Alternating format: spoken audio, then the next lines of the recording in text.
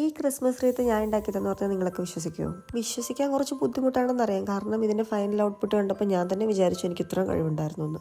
എൻ്റെ ലാസ്റ്റ് വീഡിയോയിൽ ഞാൻ പറഞ്ഞിട്ടുണ്ടായിരുന്നു ഞാൻ സുക്കോയു മാർട്ടിൽ പോയി കുറച്ച് സാധനങ്ങളൊക്കെ വാങ്ങിച്ചു വന്നു. അപ്പോൾ എൻ്റെ മെയിൻ ഉദ്ദേശം തന്നെ ഈ സാധനം ഉണ്ടാക്കാനുള്ള ഐറ്റംസ് വാങ്ങിക്കാൻ വേണ്ടിയായിരുന്നു. ഞാൻ ബ്രോഡ്വേയിൽ മിക്ക കടകളിൽ അലഞ്ഞായിരുന്നു ഈ സാധനത്തിന് വേണ്ടി. പക്ഷേ അവിടുത്തെ റേറ്റ് കണ്ടപ്പോൾ എനിക്ക് ശരിക്കും വാങ്ങിക്കാൻ തോന്നിയില്ല. അപ്പോഴാണ് ഞാൻ ചിന്തിച്ചത് എന്തുകൊണ്ട് റീത്ത് ഉണ്ടാക്കിക്കൂടാ, അതും ബഡ്ജറ്റ് ഫ്രണ്ട്ലി ആയിട്ട്. അപ്പോൾ ഈ ഐറ്റം ഉണ്ടാക്കാൻ വേണ്ടി ആദ്യം ഞാൻ വാങ്ങിയത് ഒരു മീഡിയം സൈസിലുള്ളൊരു വുഡൻ ഹൂപ്പാണ്. എന്നിട്ട് അതിൽ ഈ ആർട്ടിഫിഷ്യൽ ഹാങ്ങിങ് ലീവ്സ് ചുറ്റുമാണ് ചെയ്തത്. രാത്രിയിലൊക്കെ കാണുമ്പോഴത്തേനും ഒരു ഗുമ്മ കിട്ടാൻ വേണ്ടി ഞാൻ അതിൽ ഫെയർ LED ലൈറ്റും കൂടെ ചുറ്റി. ഈ LED ലൈറ്റ് മേടിച്ച തീരുമാനം വളരെ മികച്ചതായിരുന്നു എന്ന് എനിക്ക് ഓണാക്കിയപ്പോഴാണ് മനസ്സിലായത്. അടിപൊളിയായിരുന്നു കാണാനായിട്ട്.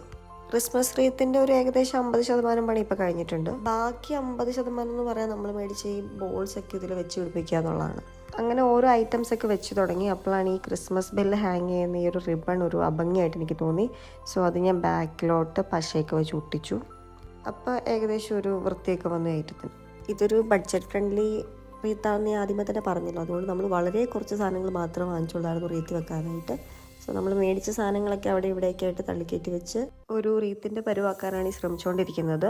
ആദ്യം ഞാൻ പ്ലാൻ ചെയ്തത് ഈ റെഡ് ബോൾ ഒട്ടിക്കുക എന്നായിരുന്നു. പിന്നെ ഞാൻ നോക്കിയപ്പോൾ മനസ്സിലായതൊരു ഹോൾഡർ പോലത്തെ സംഭവമുണ്ട്. സോ അത് ഞാൻ ഊരി എടുത്തിട്ട് ഇലകളെ അതിൻ്റെ ഇടയ്ക്ക് വെച്ച് ലോക്ക് ചെയ്തു. അപ്പോൾ ഈ സാധനമായിട്ട് ഊരി പോകത്തുമില്ല, എന്നാൽ ഭംഗിയായിട്ടിരിക്കുകയും ചെയ്യും. ഈ ഐഡിയ കണ്ടുപിടിച്ചപ്പോഴാണ് ഞാൻ വിചാരിച്ചത് എനിക്ക് ഇത്രയും ബുദ്ധിബോധമൊക്കെ ഉണ്ടായിരുന്നു.